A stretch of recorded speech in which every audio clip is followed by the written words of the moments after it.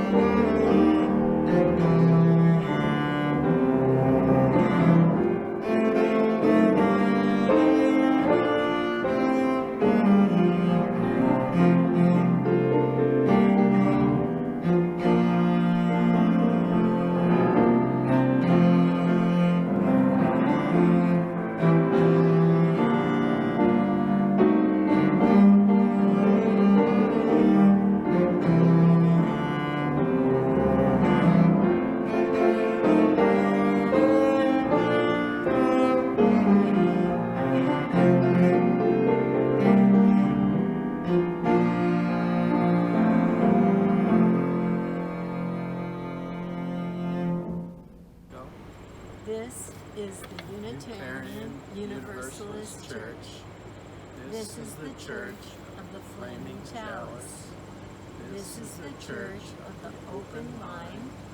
This is the Church of the Loving Heart, where friends come together and share.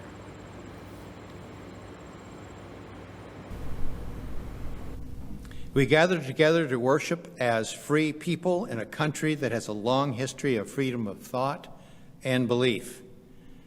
Many times in our nation's history, that freedom has had to be defended from both external and internal threats. The Founding Fathers had a very white, European, and upper-class view of how our society should function and comport itself.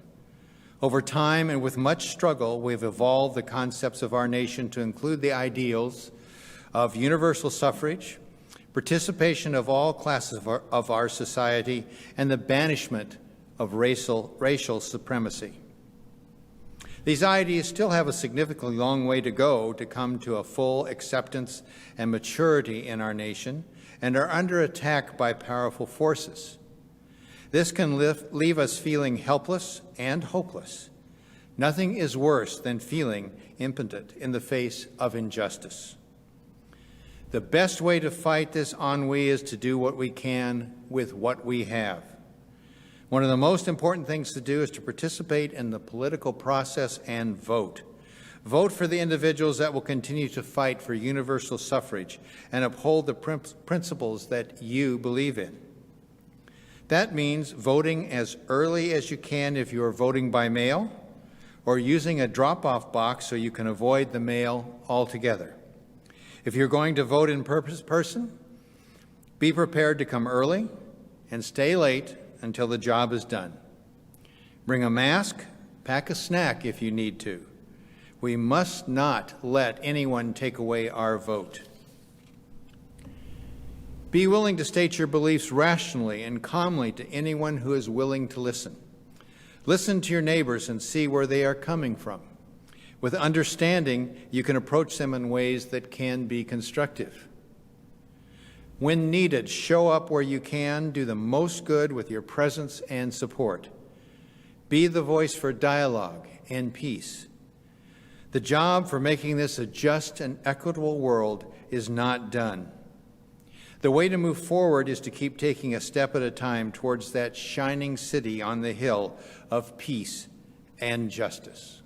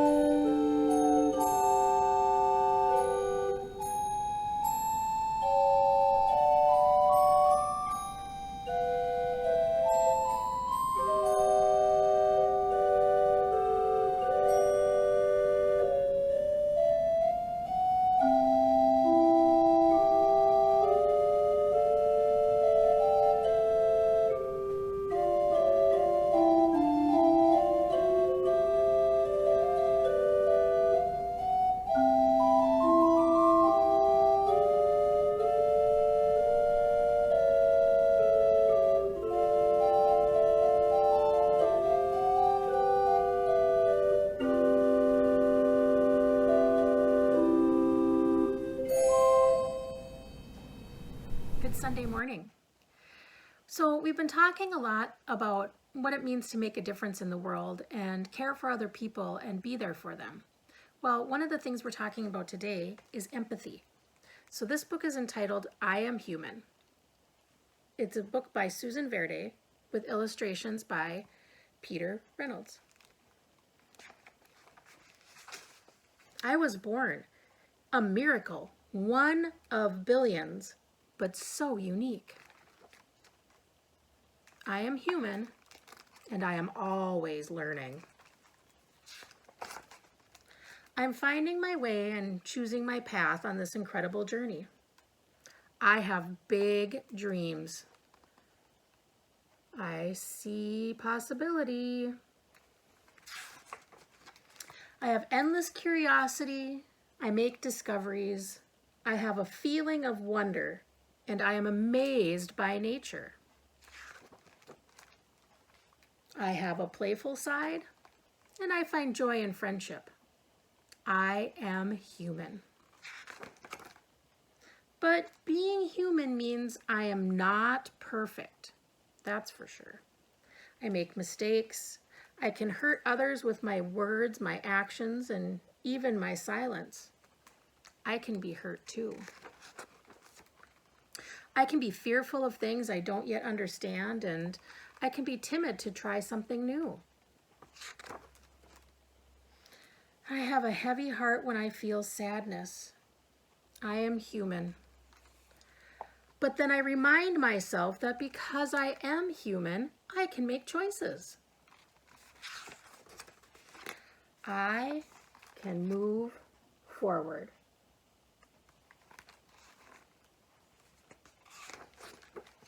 A poor choice can become a better choice through thoughtfulness. A bad day can become a great day with kindness. I can act with compassion and lend a helping hand. I can treat others with equality and be fair.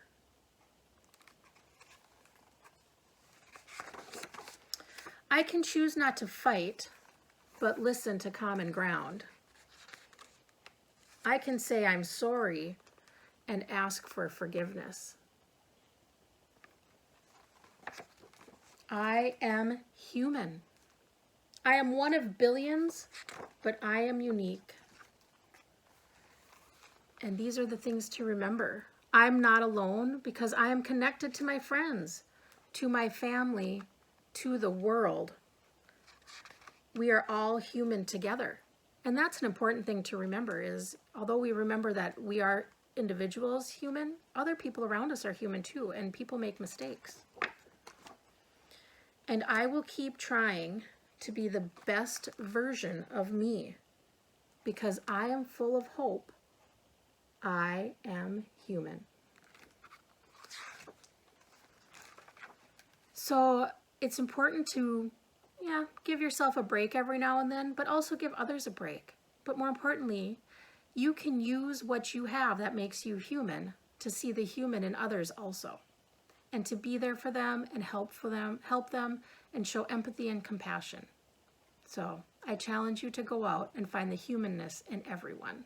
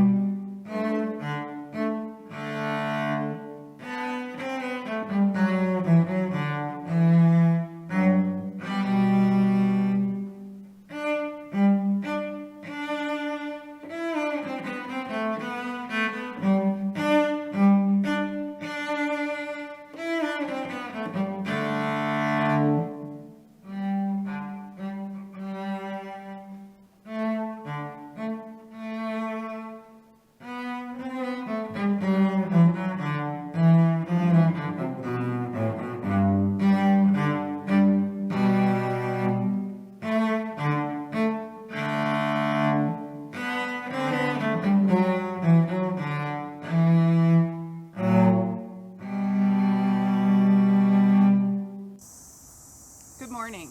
It is good to be with you. We are separated by space and time, but we are still together, and we gather in a virtual way as we continue to create a place of communal caring and connection. Be enriched by the virtual presence of each other, and draw yourself into the heart of love in this time of service and reflection. In this time together, we ask that our minds be open, our hearts welcoming, our arms embracing. We honor all who support us in this caring, loving, and all-inclusive ministry. We send gratitude to Linda Thompson, serving as our caring coordinator up until August 29th, arranging care for our members and friends in need. The members of our caring committee are wonderful examples of our compassionate community, holding us up as we go through these challenging times. And as we continue through this time of staying at home, many of us may need additional care, whether it be pastoral care, grocery delivery, or an errand run, and we encourage you to reach out to Reverend Luke or myself with those requests. We thank all of you who have served our congregation in this way during this challenging time. Today's flowers are shared by Patty and John Trinka in honor of their granddaughter Hannah's 2nd birthday. These gladiolas were grown by John in his garden. In this community, we make time each week to share pieces of our lives with one another. We do this because each person here has value. Each person's experience matters. We lift up those whose lives are touched by sadness, by illness, by worry, or by loneliness. We revel in those who are celebrating joys in their lives. May their happiness lift us all. May all of us find comfort, hope, joy, and healing strength in this community. Please keep John and Sandy McLaughlin in your thoughts. During a drive on Wednesday, they were involved in a collision with a deer, resulting in heavy car damage and an evening visit to the emergency room. John received several stitches in his hand and a cast on his arm. The McLaughlins have had a challenging time throughout this summer, and we lift them up in friendship and love as they cope with yet another challenge. Our hearts are with Angie Joyce this morning. Her father, Dan Joyce, has had declining health over the last few months with congestive heart failure and has entered hospice care in his home. During this time, Angie is able to help care and spend time with him in Cassville, Wisconsin. We hold her so tight in our hearts and send strength for the journey ahead. As we have over these last few months, we need to continue to reach out to all in our community to let them know that we are still here and still holding and supporting them. We encourage you all to send cards and make calls, opening up the doors of communication and community. May the faith in the spirit of life, love for the community of earth, and love for the light in each other be ours now and in all the days to come. I invite you to take a deep breath, breathe deep the breath of life, and know that here you are named and you are known as beloved, as sacred, as welcome. Feel beneath you the earth and its ancient turning. Feel above you the stars with their ancient light holding you here. Take a deep breath and remember how precious that is. I invite you into this time of meditation, this time of prayer, first by sharing silence together.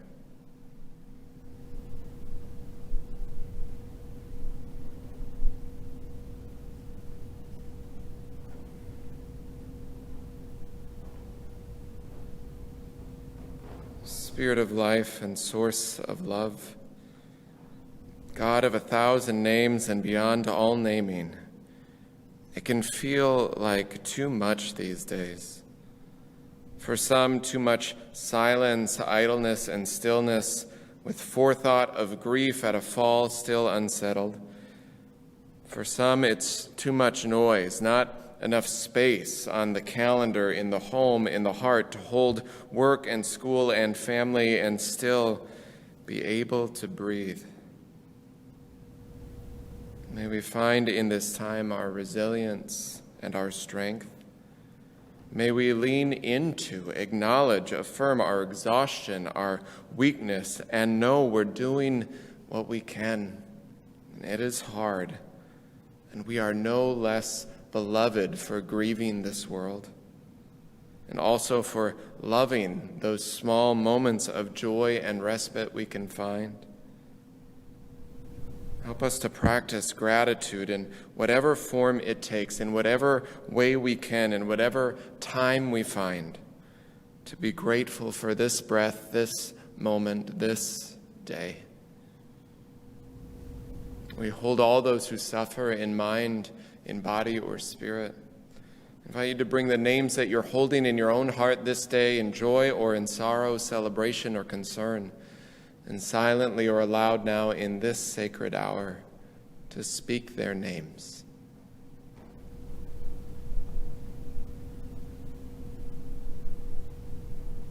For all those names, spoken and unspoken, may we be forever grateful for the fabric of love and of life that weaves us together. May those threads hold us in love and in strength. These words of meditation come from the Reverend Julia Hamilton, a beautiful prayer for the post office. She writes, "This is a nonpartisan prayer about something as mundane as mail, as gentle as the swish of a letter falling to the floor by the door. This is a prayer for stamps and stamp collectors, the quietest of hobbies, for pen pals and thank you card writers, for grandparents who always remember your birthday, and love letters from war kept at the bottom of a drawer. This is a prayer for the quiet dignity of the blue mailbox standing like a sentinel on the corner, portal to anywhere for just the cost of a stamp. Walking to the mailbox down the block and around the corner was my daughter's first independent adventure," she writes. "The responsibility of an envelope, addressed and ready in her small, serious hand, her nervous departure from the front door alone, and her triumphant return minutes later. I did it, Mama, I mailed it by myself." She writes, "Do you remember the wonder of it? Dropping a letter in one place, mouth of the box swinging open and shut, eating the envelope like Cookie Monster, only to have that same letter reappear days later in another place? It is a mundane miracle. When I was a teenager," she says, "learning how to drive, my mother set up garbage cans in front of our house so I could practice parallel parking. Our mailman, swinging by from house to house, stopped with a big smile to shout, 'Turn the wheel. Cut it hard. That's right. Now straighten it out.' His arm waving in circles. As we both grinned with the joy of it. A simple thing," she writes. Feeling like part of something, a community maybe, where mail carriers, a community maybe, a place where teenage drivers were all part of the same world. She says, "How I remember how quickly we would run up and down the front steps, even in the humid summer. Neither rain nor snow nor heat nor gloom of night days, these carriers would stop from their appointed rounds." This is a prayer for the carriers on their routes, the clerk at the window, the backroom sorters and the delivery truck drivers, moving mountains one piece at a time, passing along that which was entrusted to them, electric bills, bank statements, birthday cards, ballots. Hear us, God of the taken for granted things, divine mystery of overnight delivery, spirit of civic life. May we preserve this minor magic of letter and stamp, scale and package, sorting machine and postbox, so that our children do not shake their heads and wonder at all the things we allowed to slip away. May it be so. Amen.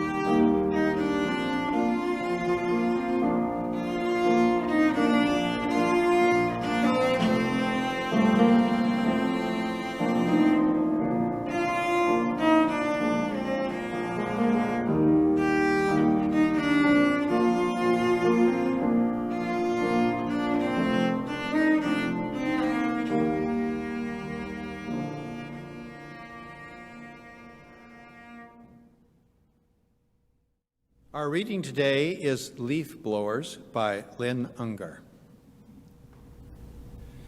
Leaf blowers are an instrument of the devil. They snarl from across the street while you are trying to sleep and pollute the air with dust and gas and pointlessly blow leaves around for the next gusto bring right back where they started. Good people use a rake or a broom as God intended. I knew this clear as day until the dads showed up at the protest, joined the wall of moms with fists upraised, singing hands up, don't shoot, in tones that could comfort a baby. The dads brought hockey sticks to bat away the canisters of tear gas and leaf blowers to disperse the gas back whence it came. I don't trust anyone who tells me what God intends. Nonetheless, I will tell you this. God means for us to use the tools we have on hand to protect what is threatened and growing. Neither rain nor sleet nor snow, the old phrase goes. I remember as a child noticing the changing uniforms of the mail carriers across the seasons, the shorts on summer days, the woolen long pants and thick hats come winter, the little truck parked down the street, amazed at how much could be packed in there, as well as the bags on their shoulders and the tracks along the path. The dependability, the consistency of how the arrival of the mail, the sound of the old metal box on our little porch by the door squeaking open and slamming shut. Oh, and if it didn't slam shut, that meant there was something large in there stopping the fall of that cover, something magical, no doubt, that was larger than the common everyday container. And if the doorbell rang, well, that was going to be a good day. It came early afternoon at our home between 1 and 2 almost every day, my whole childhood, and unless the weather was bad, then it came more like 2:15, fashionably late. Hear us, God of the taken for granted things, writes the poet.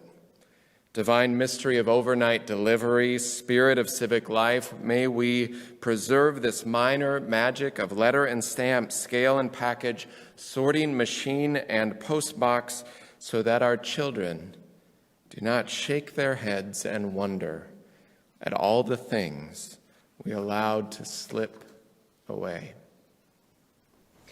Sometimes more and more these days, I wonder what we're letting slip away, or is slipping away even as we try to preserve it.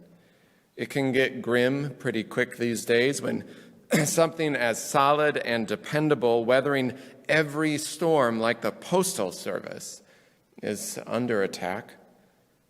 And then it is a slippery slope of what all is under threat: democracy, education, mental health, public safety, by enemies, as the oath goes, foreign and domestic.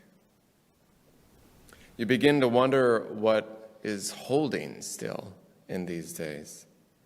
A teacher wonders, how is this possibly going to work this fall? A nurse wonders, when can this possibly get better? A minister wonders if anybody will ever come back to church at all. The soul wonders, the heart wonders how to keep going. What tools do I have? How much resilience reserves do I have? For what future that's so unknown? It reminds me of the hymn that we were beginning to know well here, learning by heart, some of us. We are going, heaven knows where we are going, but we know within, and we will get there. Heaven knows how we will get there, but we know we will. And then the verse that we're actually in, it will be hard, we know, and the road will be muddy and rough, but we'll get there. Heaven knows how we will get there, but we know within. Heaven knows how, when, where. But the more I ask myself those questions, the more I pay attention to how people are answering them all the time in unique and different ways, the more I think we're growing clarity of the why we keep going, why we have always kept going through adversity well before this, some of it much more difficult, why we, and by we I mean the best of our shared humanity spanning generations, why we have kept going. The why gets clearer and clearer through adversity and hard times, that you do whatever you need to do, whatever it takes to keep love and life and hope at the forefront of every breath. That's why sidewalks fill with chalk and windows filled with hearts. That's why people grabbed their needles and sewed masks and shut their doors and stayed home and gave a smile through a screen above their mask, through their eyes. Because the why gets clearer and clearer, that this world, this life, these people that we love, which in some ways is everyone, though we can't be together, we love them, we love this world enough that it's worth it. It's worth all of it. The why is clear. There is so much beauty and love worth striving for, worth protecting with all that we have for each other, for generations past and generations to come. Why do we do it? We do it for each other and for beauty and love. Because it is love that carries us through these days, and the expression of love and beauty in justice and possibility. We have kept going through rain and sleet and snow and worse, trudging through the rough and muddy road to deliver love, door to door, heart to heart, day after day after day, after year, after century. And so often we have to remind each other of this and be reminded of it by the common, ordinary, everyday things that, when paid attention to just right, are miracles, like the mail, like sunshine. Leaf blowers are an instrument of the devil, writes the poet. Good people use a rake or broom, she writes, as God intended. I knew this clear as day, she says, until the dads showed up at the protest with leaf blowers to disperse the gas back whence it came. She says, I don't trust anyone who tells me what God intends. Nonetheless, I will tell you this. God means for us to use the tools we have on hand to protect what is threatened and growing. Use the tools we have on hand to protect what is threatened and growing, whatever they are. A needle and thread, a letter and a stamp, a ballot and a vote, a smile across the street or through the screen or above the mask, to remind each other we are each other's keeper. And we must keep each other safe from viruses, from oppression and suppression. We must hold each other in our keeping across the distances, especially when those in power don't seem to believe or act like it. To hold each other with the power of love that does not know borders, and the power of hope that gets knocked down and then takes the time and help it needs for its own care to gather its strength with coffee and sunshine and simple breath, and know, yes, we can do this. I know I can. We can go on, whatever it takes. Because neither rain nor sleet nor snow, neither the coming fall or winter, the uncertainty, the impossibility of what we're being asked to do, some of us, maybe all of us. The complexity, the loneliness, the fear it brings, whatever it takes, no matter what, you're not alone. If universalism has anything to offer to this world, it is to say, you are beloved. No matter how much you might be feeling right now that you're falling apart, broken apart, you are beloved as you are not alone. And our salvation in the Universalist tradition, which means our collective liberation and survival and wholeness, is bound together. So when you falter, the larger family of all souls can catch you. You need not prove your worth. This faith always has proclaimed you are worthy, and that we do this all together. That our freedom, our wholeness, our health and well-being is bound together. When one person, one community is suffering, we all suffer.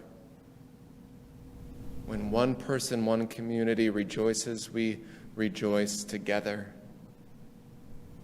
And when we are each other's keeper, and we remind ourselves of that, and we hold each other in faithful hope and love and service, if we care for each other by whatever it takes, then we create a more just and beautiful world. Each little day, stamp by stamp, step by step, breath by breath, by doing our part, maybe filling out your ballot early and mailing it right away and buying a bunch of extra stamps just while you're at it, or drop it off at the absentee voting office located at 2122 Campus Drive Southeast, Suite 300, Rochester, Minnesota. Call me, email me if you forget. Because every so often, the act of buying a stamp, mailing a letter, calling a friend, reminding each other that we are worthy even as our lives seem to be unraveling. Sometimes those simple things are the only things that protect democracy and education and public safety. This is one of our principles: to protect each other and build up community. To protect whatever we can, with whatever tools we have, to protect what is threatened and growing, which seems to change almost every day, but to protect the mundane miracles of this life, like the mail, so that that message that you are worthy and our survival is bound together, that message arrives at all of our doors, day after day after day, right when we need it, right on time.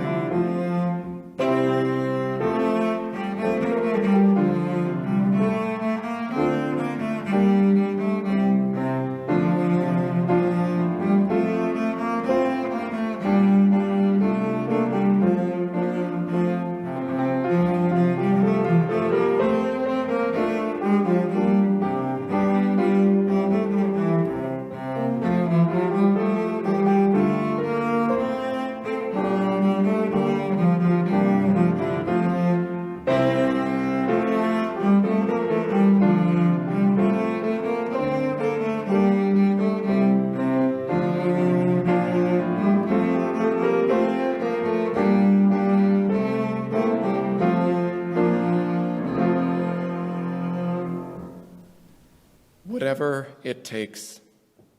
There are many tools right in your hands. Leaf blowers and brooms, stamps and letters and ballots to make love what is delivered in this world.